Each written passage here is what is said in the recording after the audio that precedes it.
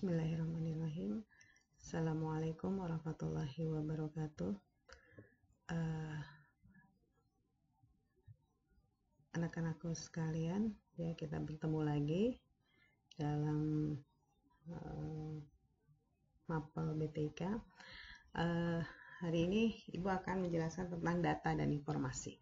Ya, mungkin dari kita sudah pernah banyak mendengar apa itu namanya perkataan data.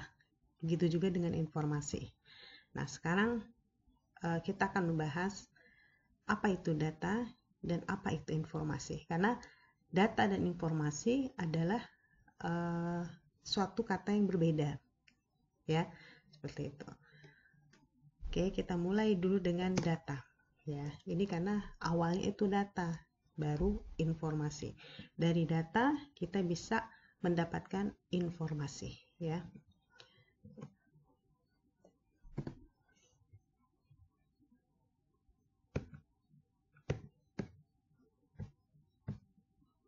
Data. Apa itu data? Data merupakan sebuah fakta mentah atau rincian peristiwa yang belum diolah dan terkadang tidak dapat diterima oleh akal pikiran dari penerima data tersebut.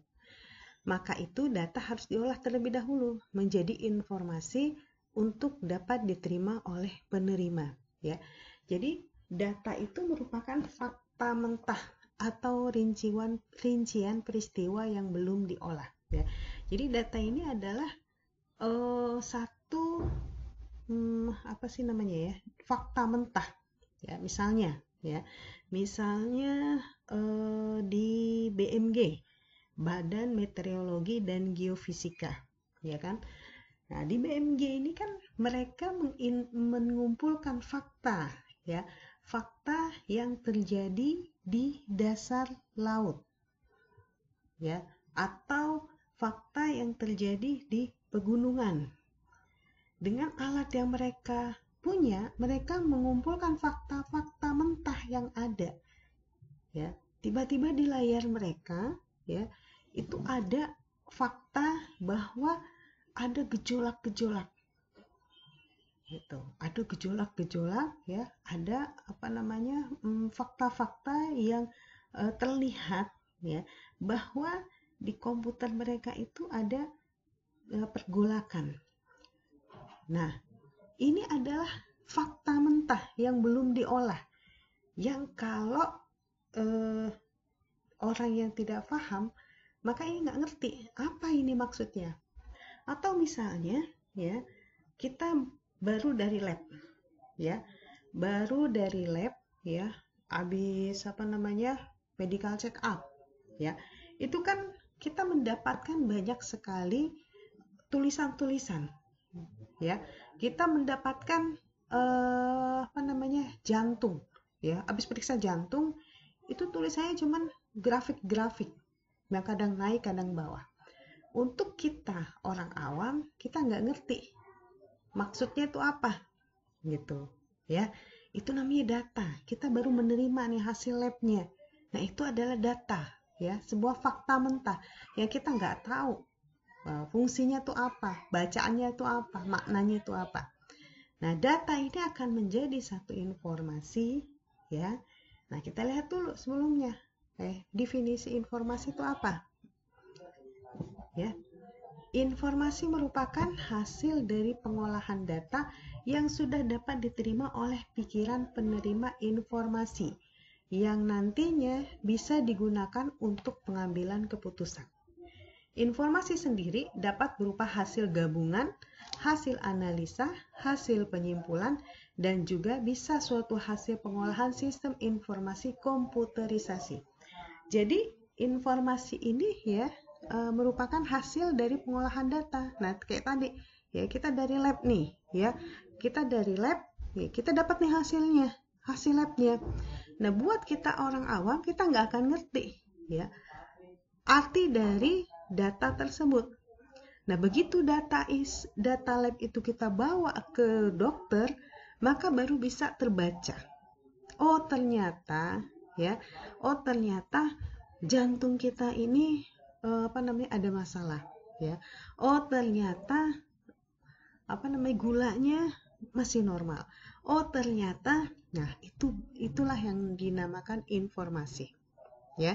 Jadi informasi ini, ya, akan berguna pada orang yang tepat.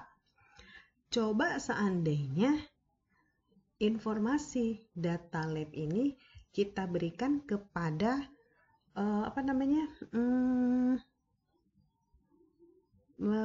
misalnya kepada pedagang bakso, ya. Dia nggak akan ngerti, gitu, ya, nggak akan ngerti apa ini. Karena apa? Karena salah, ya, salah penerima data tersebut. Jadi data ini bisa banyak, ya anak-anak. Data ini bisa banyak, akan bermanfaat, akan menjadi informasi pada orang yang tepat, gitu, ya, pada orang yang tepat. Kalau tidak pada orang yang tepat, maka data ini tidak akan menjadi hal yang bermanfaat, ya, seperti itu. Nah, informasi ini sendiri, ya, informasi ini sendiri adalah hasil gabungan, hasil analisa, hasil penyimpulan, dan juga bisa suatu hasil pengolahan sistem informasi komputerisasi, ya. Jadi macam-macam, ya. Informasi ini bisa macam-macam bentuknya, ya. Bisa bisa gambar, bisa tulisan, ya, bisa sinyal, ya, bisa kode, ya, seperti itu. Jadi bermacam-macam bentuknya, itu bermacam-macam, bukan selalu suatu bacaan. Tuh, ya, bisa apa saja, ya, anak-anakku sekalian, ya. Lalu selanjutnya, nah, ciri-ciri informasi, ya kan. Nah, sekarang kita mainnya sudah di informasi, karena data itu adalah suatu yang mentah. Informasi, data akan bermanfaat, ya. Data akan menjadi informasi kalau dia bermanfaat. Nah, sekarang ciri-ciri informasi, ya. Kayak tadi BMG, hasil BMG yang kita terima itu bisa bisa bermanfaat atau tidak, seperti itu. Maksudnya apa nih? Ya, maksudnya, ya, misalnya informasi pada tahun 2004 akan terjadi tsunami. Buat kita bermanfaat apa enggak? Ya, enggak bermanfaat. Kenapa? Itu sudah lalu, telat informasinya, gitu, ya. Tapi kalau seandainya misalnya, ya, dari analisa BMG, maka pada bulan Desember tanggal sekian, antara tanggal sekian sampai tanggal sekian, ya, akan terjadi tsunami tahun 2020. Kalau informasi ini disebar di masyarakat, maka apa yang terjadi? Ya, bulan Desember itu kan belum kejadian, belum ada. Sekarang baru bulan November. Maka masyarakat akan mengambil informasi ini. Karena apa? Karena informasi ini akan bermanfaat, ya. Mereka, masyarakat, akan bersiap-siap. Kenapa? Informasikan oleh BMG akan terjadi tsunami. Nah, informasi ini adalah informasi yang bermanfaat. Oleh karenanya, ciri-ciri informasi itu yang pertama adalah akurat, ya. Jadi informasi ini akurat, benar, bisa dimanfaatkan, gitu, ya. Oh, pas nih, gitu, ya. Dan dua, tepat waktu. Kayak ibu ingat kejadian nih, ya. Ibu ingat kejadian kemarin, ya. Kemarin guru-guru itu diminta untuk mengumpulkan penilaian pribadi lah, ya. Istilahnya seperti itu, penilaian pribadi. Kebetulan setiap tahun ada beberapa orang guru yang bikinnya barengan dengan ibu, ya. Ada 5 orang guru bikin barengan. Nah, kebetulan pada hari itu ibu ada di sekolah, gitu, ya. Pada hari itu ibu ada di sekolah, lalu ibu bikin, terus ada teman ibu, ya, guru juga, bilang gini, Mola, tahun kemarin kan bikin bareng, minta dong itunya, apa sih namanya, datanya. Saya langsung forward dong, ya, saya forward, dah.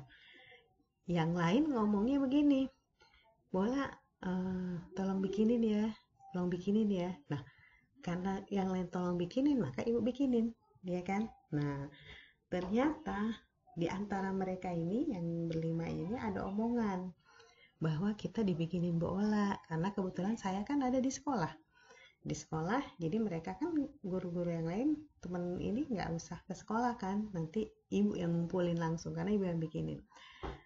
Nah terus pas sampai di rumah saya baru buka WA dari salah satu orang guru, Bu Ola, kabar dari teman-teman, penilaian pribadinya dibikinin sama Bu Ola tolong dong, gitu kan. Bu Ola ada di sekolah.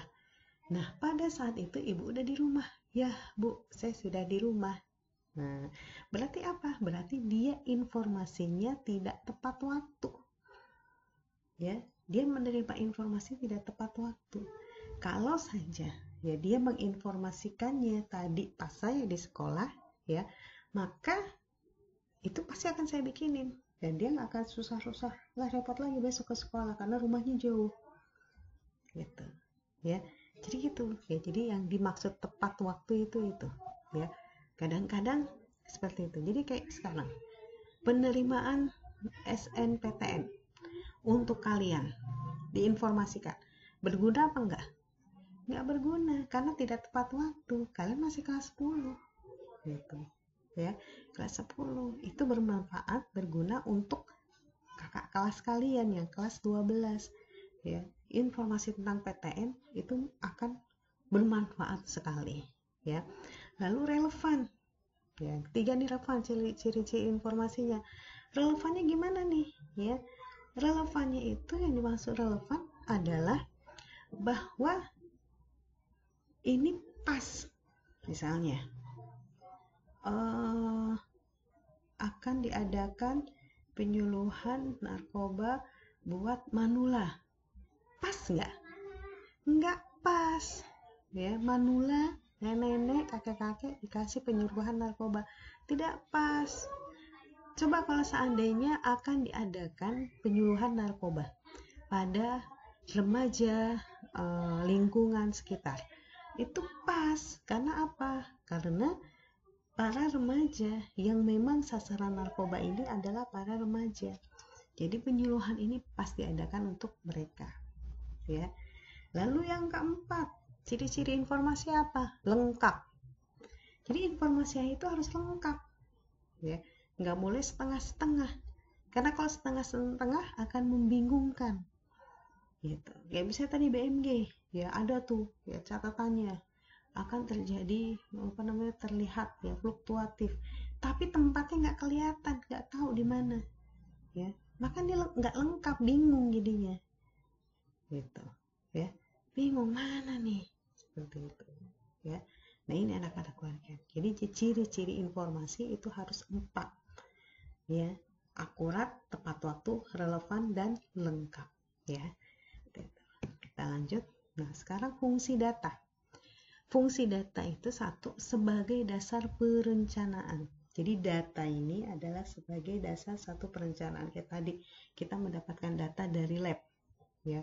Maka setelah data itu dibaca oleh dokter, maka dokter akan tahu, ya, mau gimana nih kelanjutannya, gitu, ya. Kelanjutannya mau seperti apa? Oh ternyata gulanya tinggi, maka harus begini,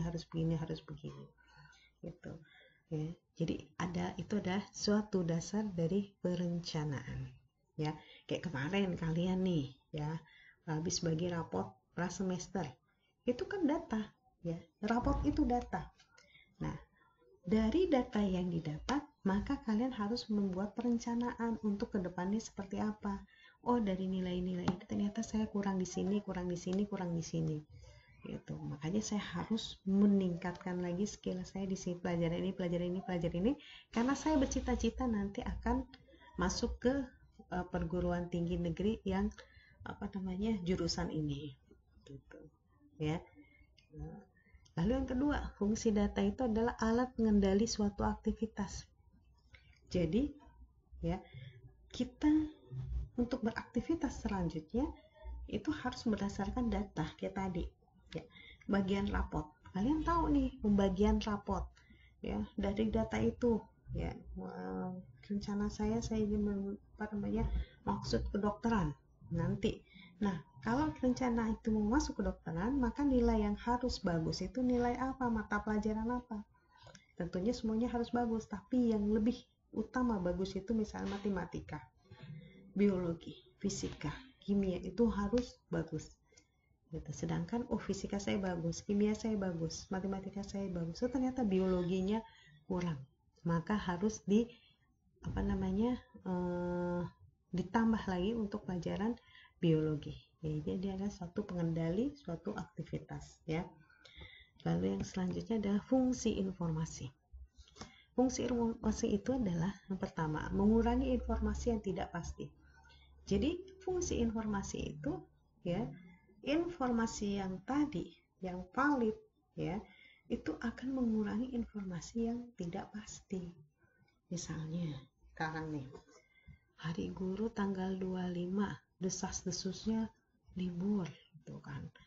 Oh enggak, desas-desusnya katanya kita disuruh buat acara buat hari guru gitu. Oh bukan gitu kan, informasinya wah pokoknya berkeliaran lah ya, bola informasi itu kemana-mana. Tapi begitu ada informasi yang valid datang ya dari pintu yang resmi yaitu sekolah, maka informasi yang tidak pasti itu bubar ya. Lalu yang kedua, mengurangi risiko kegagalan. Gimana nih mengurangi risiko kegagalan? Misalnya desas-desusnya hari guru tuh libur, maka udah pesen tiket untuk keluar kota gitu ya. Nah, karena baru desas-desus belum pasti, maka resiko kegagalan untuk keluar kota itu besar. Oh ternyata pas beli tiket keluar informasi yang valid bahwa tidak libur hari guru, maka gagallah dia pergi ke luar kota ya. Lalu yang ketiga, memberi standar tertentu ya. Jadi kita harus memberikan standar tertentu nih ya, informasinya gitu ya. Karena dengan standar itu kita bisa beraktivitas ya. Nah, berikutnya perbedaan data dan informasi. Perbedaan data. Data tidak mempunyai makna apapun ya. Data tidak berbentuk fakta, rincian dan juga segala bentuk pengamatan. Bagi orang awam, data tidak dimengerti maksudnya. Nah gitu ya. Jadi kayak lab tadi nggak tahu kita orang awam, kecuali dokter yang bisa baca lab. Perbedaan informasi. Nah informasi telah mempunyai suatu makna tertentu, jadi sudah diolah ya. Terus informasi ialah data yang telah diproses dengan menggunakan beragam teknik tertentu ya. Bagi orang awam, pada saat membaca suatu informasi, maka mereka bisa memahami arti dari informasi tersebut. Oke, anak-anakku sekalian, itu adalah penjelasan tentang data dan informasi. Semoga bermanfaat ya. Wassalamualaikum warahmatullahi wabarakatuh.